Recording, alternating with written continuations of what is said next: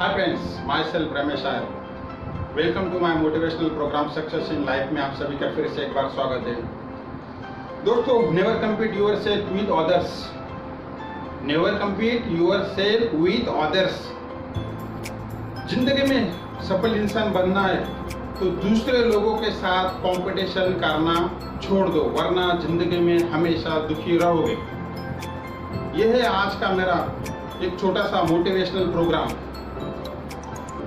हम लोग जिंदगी में बचपन से देखते आए, आप लोग हमेशा जिंदगी में बचपन से देखते हैं कंपटीशन कंपटीशन कंपटीशन, प्रतिस्पर्धा प्रतिस्पर्धा प्रतिस्पर्धा। स्कूल में प्रतिस्पर्धा, कॉलेज गए वहाँ पे प्रतिस्पर्धा, नौकरी में लग गए वहाँ पे प्रतिस्पर्धा, बिजनेस कर रहे वहाँ पे प्रतिस्पर्धा। दूसरा डॉक्टर बन गए इसलिए मुझे डॉक्टर बनना है, दूसरे 99% मार्क्स लाए मेरे क्यों 98 आ गए। दूसरा इंजीनियर बन गया मुझे इंजीनियर बनना है, दूसरा IAS बन गया मुझे भी IAS बनना है, दूसरा बड़ा बिजनेसमैन बन गया मुझे बिजनेसमैन बनना है। Competition competition competition. देखो, दो चीजें, मेरा सब्जेक्ट थोड़ा अलग है। आप सुनते होंगे कि मार्केट में तो कंपटीशन से बगैर आदमी आगे नहीं जाएगा। यस, करेक्ट, लेकिन उसका एक दूसरा एंगल है, दूसरा पहलू है। मैं जो आपको बताने वाला हूँ वो थोड़ा दूसरा पहलू। आप बारीकी से अगर ध्यान दोगे तो आपके समझ में आसानी से आ जाएगा। जिंदगी में कंपटीशन के साथ साथ स्किल जरूरी है। हम लोग हमेशा देखते हैं उसने वो किया, उसने ये किया, मुझे ये करना चाहिए। लेकिन हर आदमी के, हर इंसान के, हर व्यक्ति के स्किल अलग अलग है, हर इंसान के एटीट्यूड अलग अलग है, हर इंसान की बुद्धिमत्ता अलग अलग है।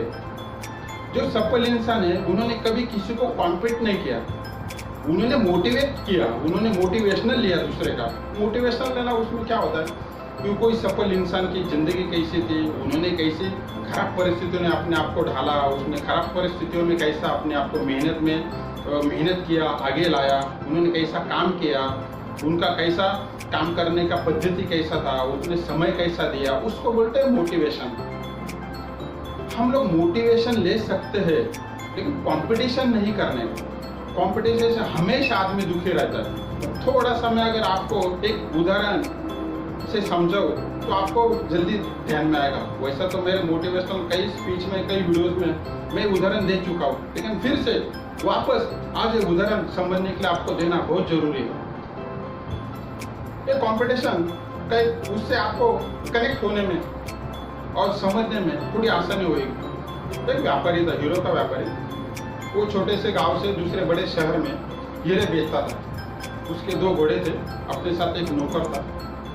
व्यापारी और नौकर सालों साल जंगल से रास्ते से बड़े शहर में हीरे बेचने के लिए जाते थे। एक दिन नौकर के मन में लालच आ गया, मैं तो नौकर हूँ, मेरे सेठ जी बड़े बन गए, उनकी कई हवेलियाँ जमीन जायदाद हो गया, मेरी कब होगी। उसने सोचा कि उन्हें एक दिन रात में चलते चलते समय दोस्तों वो कई जगह पे पड़ाव रखते थे और रात में आराम करते थे धर्मशाला में।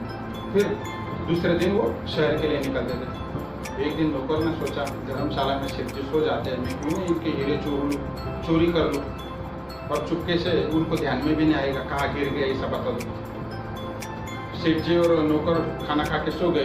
नौकर रात में उठा, उसने सेठ जी का सारा सामान चेक किया, सारी थैलियाँ चेक की, सारे बॉक्स चेक किए, उसको हीरे नहीं मिले। फिर सो गया। सुबह उठा, सेठ जी के साथ चला गया। सेठ जी ने मार्केट में जाके हीरे बेच दिए, पैसा मिला। उनको बेचन था, अरे रास्ते में तो हीरे सेठ जी के पास मिले नहीं और वहाँ पे तो सेठ जी ने बाजार में जाके हीरे बेच दिए। फिर दूसरी बार भी वही, तीसरी बार भी वही। कई महीने चलते गए।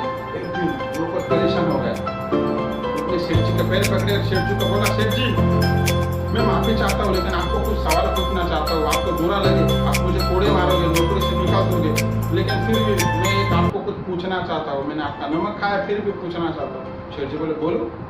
बोले, सेठ जी आप इतने हीरे बेच के बड़े बन गए, मैं आपके साथ इतने वर्षों से मैं आपकी नौकरी करता हूँ, मेरे मन में थोड़ा लालच पैदा हुआ। धर्मशाला में आप सोते थे तो मैं हीरे चोरी करने के इरादे से आपका सारा सामान ढूंढता था, सामान खोजता था कि कहीं मेरे को भी हीरे ढूंढ के मैं हीरे चोरी कर लूँ। लेकिन मुझे आज तक आपके पास हीरे मिलते ही नहीं थे और आप बाजार में जाके हीरे बेचते थे। तो कैसा, हम दोनों ही साथ में रहते थे और कोई तीसरा आदमी तो था ही नहीं, हीरे हम तो हमारे पास हो गए। सेठ जी हंसा, मूर्ख, मैं समझ गया था और मेरा स्किल, सोचने का ढंग अलग था, एटीट्यूड अलग था, इसलिए मैं हर दिन सुबह तो हीरे मेरे पास रखता था, लेकिन जैसी रात हो जाती थी मैं तुम्हारा ध्यान हटते ही मेरे हीरे सारे तुम्हारे थैली में रख देता था। तो रात में तू करोड़पति होता था, मैं भिखारी, दिन में मैं करोड़पति होता था, तू भिखारी रहता था। तो सोच का फर्क है। नौकर बहुत पछताया, रोया, माफी मांगी और चोरी करने का ख्याल छोड़ दिया। इससे क्या है, ध्यान में आया होगा आपके कि दूसरों से कंपटीशन, नौकर ने सेठ जी की कंपटीशन करने की कोशिश की, सेठ जी का स्किल खोजने की कोशिश की, लेकिन असल में वो स्किल उसके पास था ही नहीं।